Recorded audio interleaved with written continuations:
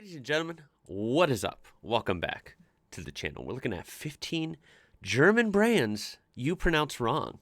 This is from a channel called Feline Germany. The link's in the description down below so you can check out her channel and watch this whole video uninterrupted. This is a suggestion from a comment on a previous video from AutoCop377, so thank you for that. Hey, have you seen my Adidas shoes? Your what shoes?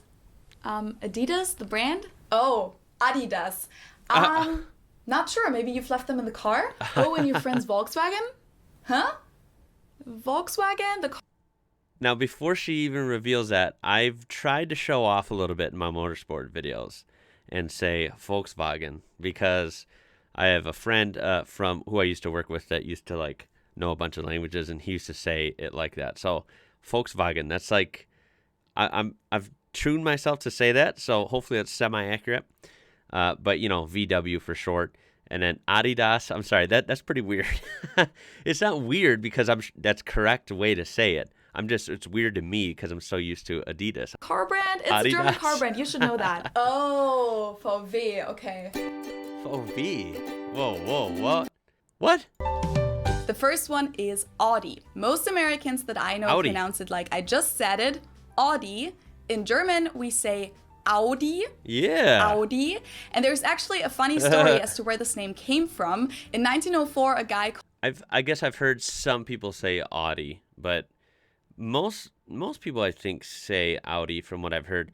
I don't know if I can vouch for that, but I have said Audi. So didn't know if that was right or not, but I guess it's pretty accurate, so that's cool. August Horch founded a car company called A. Horch und Company, Motorenwarenwerke Zwickau, but a few years later he left the company. That's a mouthful. I like Audi better. And founded a new one, but he wasn't allowed to call it Horch again, and since that's not only his last name, but also means listen in the imperative form, he ended up translating it into Latin, and that's Audi. So Audi means listen. The company is located in Ingolstadt, Bavaria. Very cool. Then, of course, one of the most famous car brands in the world is this one. Yeah. Let me guess. This is one, admittedly, I'll be honest, I say two ways, and I don't know why. I've done this in previous pronunciation videos with like Australian words and some different things, right? Sometimes I say Porsche. Sometimes I say Porsche. I'm guessing one of those is right, but I don't know why I can't commit to one. I've said both. I tend to say Porsche more because I feel like that's more correct, but I'm not sure. It's located in Stuttgart, Germany. Nice. I've heard Americans pronounce it Porsche or Porsche. In German, we say Porsche. So there's like this short A sound in the end. So I was on track with Porsche. Obviously, it didn't sound like when she said it, so I don't say it like straight German because, you know, naturally I wouldn't know that. But Porsche, what the hell is that? That sounds like, I don't know, like some Sweet 16 in Beverly Hills or something. Like some girl like, oh, I got my Porsche. Porsche. It was founded by Ferdinand Porsche in 1931 as a company for vehicle development work and consulting. And one of the first assignments that the company had was from the Nazi government at the time to design a car for the general public. The Beetle. Which was what later would become Volkswagen. And so they designed the Volkswagen Beetle, the VW Käfer.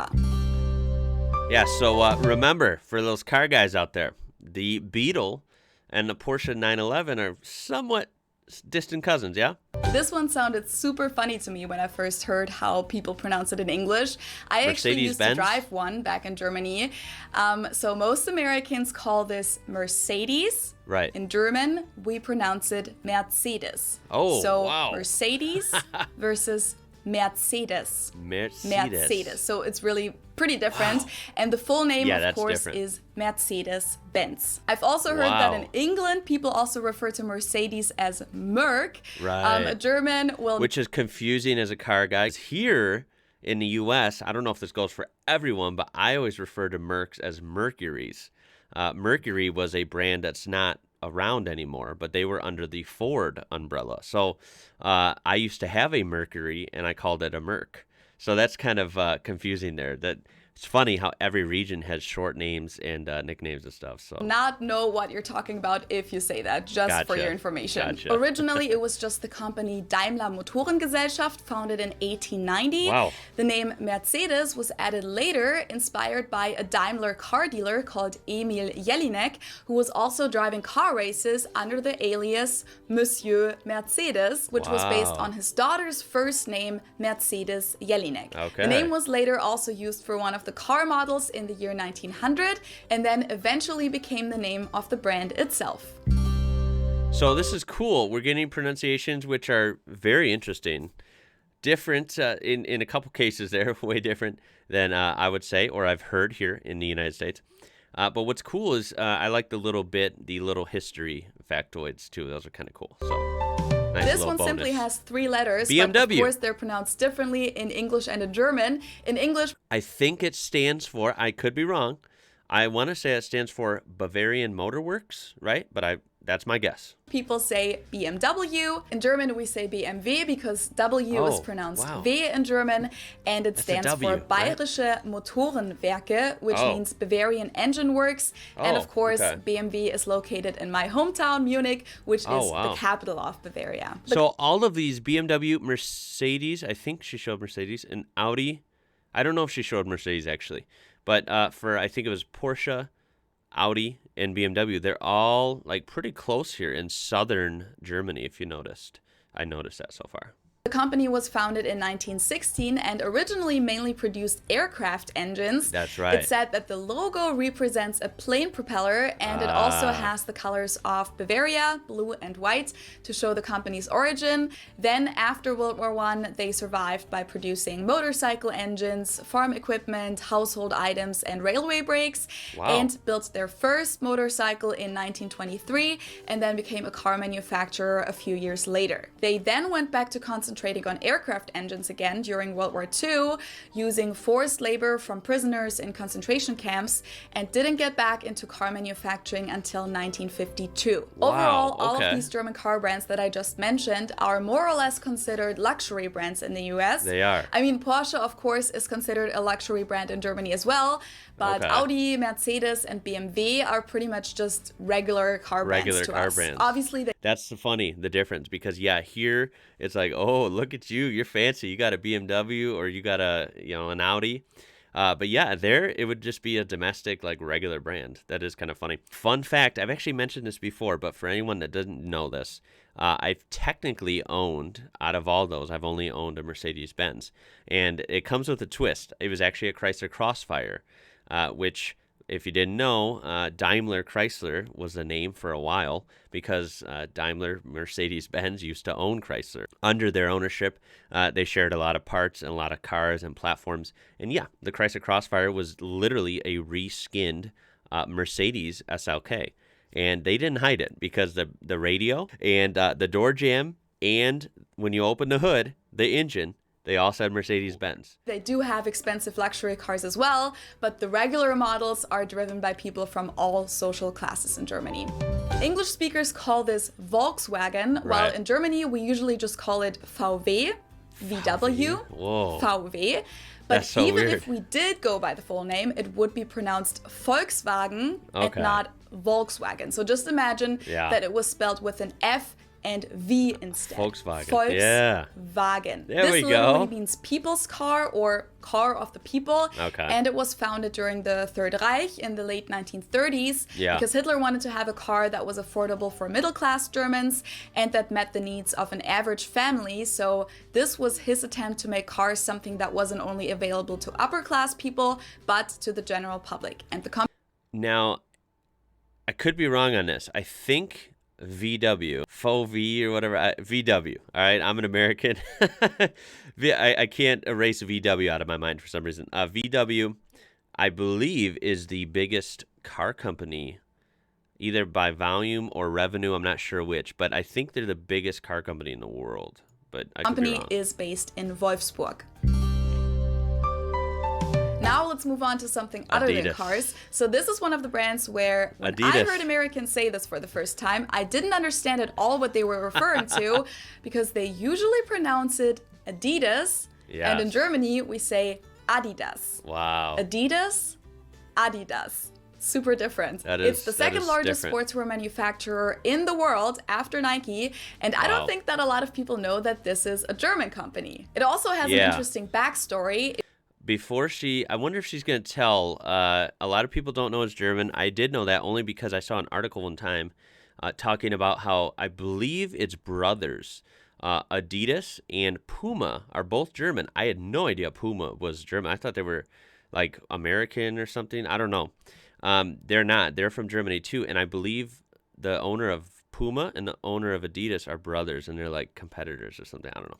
It was founded by Adolf Dassler, whose nickname was Adi, so the brand name is based on his first and last name, Adi Das. Right. He founded the company at his mother's house after he returned from World War I, and he actually played a big role in developing spiked running shoes. In 1924, his brother Rudolf joined the company, and they founded the Dassler Brothers Shoe Factory.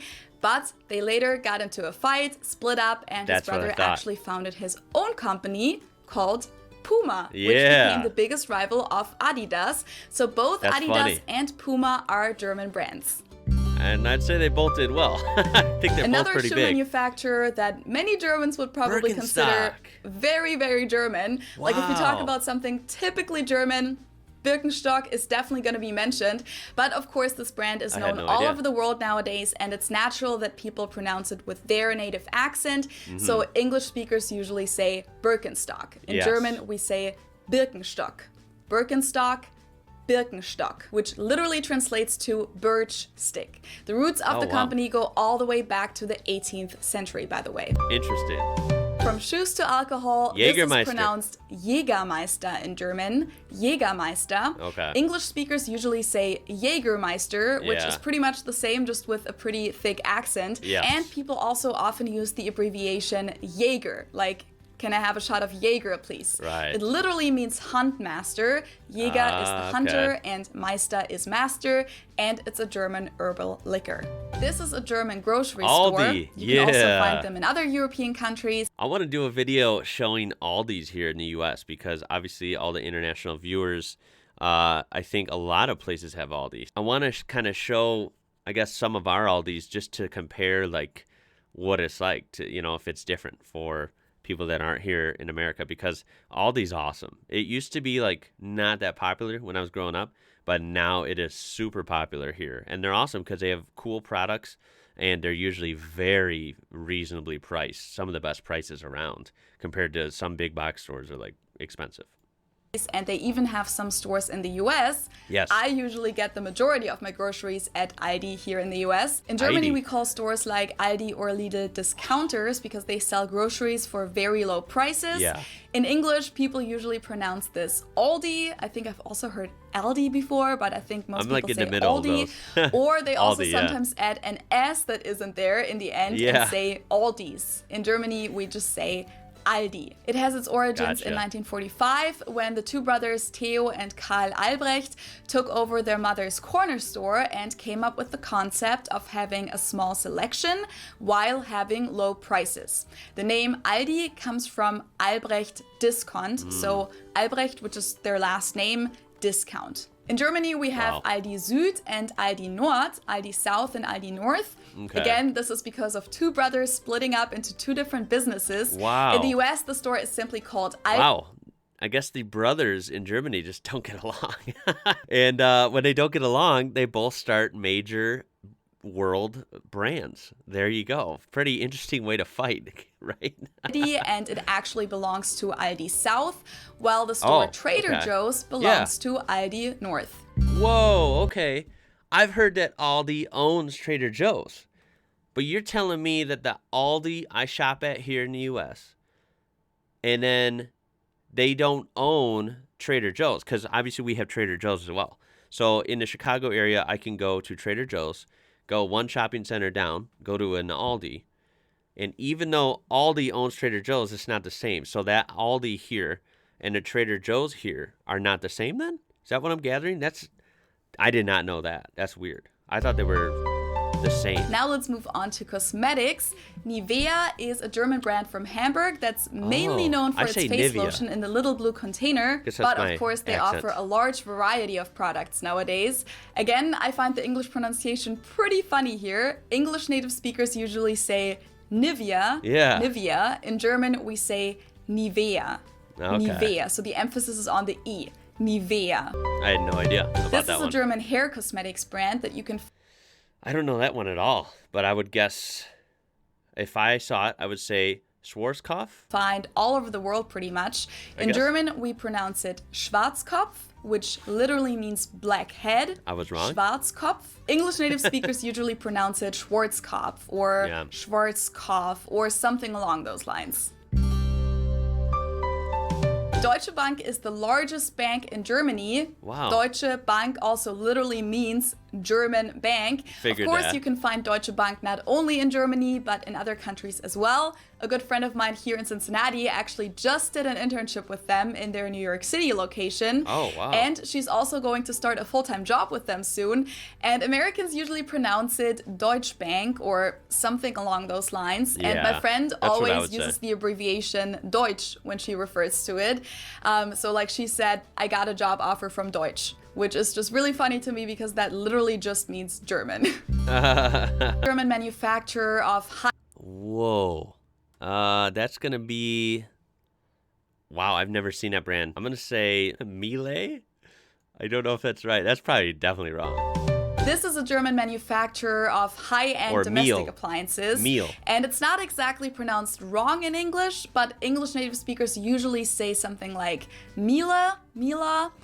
So it usually sounds more like an A in the end, whereas in German we say Miele. Miele. Oh, So the wow, last I letter was is just totally a little bit wrong. different. And Miele really does stand for quality. If you invest Cool. in a Miele dishwasher or washing machine, you just know that it's going to be a good product and it's going to last. Interesting. I had no This idea is about that something one. that everyone knows and They're German, loves, that's hopefully. right. Haribo. Maybe not everyone knew that Haribo is actually German. We pronounce it Haribo. Oh, okay. Haribo. And again, the name originates in the name of the founder of the company, which was Hans Riegel, and he was from the city of Bonn in Germany. So Now, this guy didn't have a brother, right? That started, like, trolley snacks? Hans Riegel from Bonn, and he Sorry, I always took had the to. first two letters, put them together, and it became Haribo. Ah, Hans okay. Riegel Bonn. Haribo. Ah, a lot of, like, a lot of initials. Like, the first couple letters become the brands. It's interesting. And last but not least, let's talk about a company that is not doing super well during these times, but That's going to be Lufthansa. it's one of the largest Lufthansa. companies in Germany and second largest airline in Europe. And maybe you've flown with them before. have not. In English, people usually say Lufthansa, Oh, but in German, oh. we say Lufthansa. So Wow. the emphasis is on the first syllable, Lufthansa. Guys, I was totally wrong again. I am I'm a Versus little embarrassed. I got a Lufthansa. couple of these pretty damn wrong. Okay, so that was a really good one. That was an interesting video. Thank you for that suggestion. I always think, you know what, I got to do more of these. I always think pronunciation videos, especially when it's something like this case, a lot of these we do say in English or we do say in America a lot, right? Especially like the car companies and appliances and stuff. So that's very interesting, right? That I'm exposed to these all the time, but technically, most of the times I say it or hear it from someone here in America, it's actually, technically wrong. Obviously, everywhere has accents and dialects and way to say things, but hearing the actual origin, where they come from, a little history about them, and most importantly, how they're pronounced in Germany, where they're from, the actual pronunciation, it's very interesting, right? Anyway, guys, hope you enjoyed that. All right, check the description out, browse our channel, and you can watch that whole thing uninterrupted. And I tell you what, throw a like on this if you enjoyed it. Subscribe to be part of this amazing community we do have on this channel. And I would love to hear your thoughts down below. Any other suggestions like this or brands or words that you hear pronounced wrong all the time, let's hear about it. My name is Ian. You're watching IWrocker. And until next time, y'all, I'll catch you later.